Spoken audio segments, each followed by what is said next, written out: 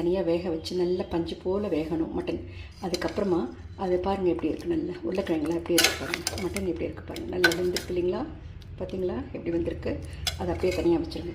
அதுக்கப்புறமா நம்ம கடாயில் எண்ணெய் போட்டு பட்டை லவங்கம் போட்டு ஏலக்காய் போட்டு நல்லா வதக்கிட்டு பொடியை நட்டு வெங்காயத்தை நல்லா வதக்கி, இஞ்சி பூண்டு நல்லா வதக்கி, தக்காளி நல்லா வதக்கி, பச்சை மிளகாய் எல்லாத்தையும் நல்லா வதக்கிட்டு அதுக்கு வேண்டிய தனியாத்தூள், சோம்புத்தூள், சீரகத்தூள், அப்புறம் மிளகாத்தூள், மஞ்சத்தூள் எல்லாத்தையும் போட்டு தண்ணி ஊற்றி நல்லா கொதிக்க விட்டுடுங்க. கொதிச்சிட்ட பிறகு இந்த மட்டன் வெந்திருக்கு இல்லைங்களா, அதில் போட்டு நல்லா தண்ணி கொதிக்க விடுங்க. அதுக்கப்புறமா அந்த உருளைக்கிழங்கு நம்ம வறுத்து வச்சுருக்கோம், இல்லை வேக வச்சுருக்கோம், ரெண்டு ஏதாவது ஒன்று பண்ணிவிட்டு அதுவும் இதில் ஆட் பண்ணிவிடுங்க.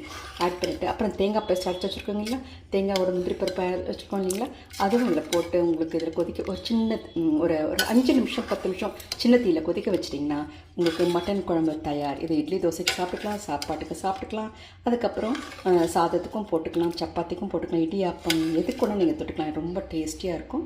செய்து பாருங்கள். தேங்க்யூ.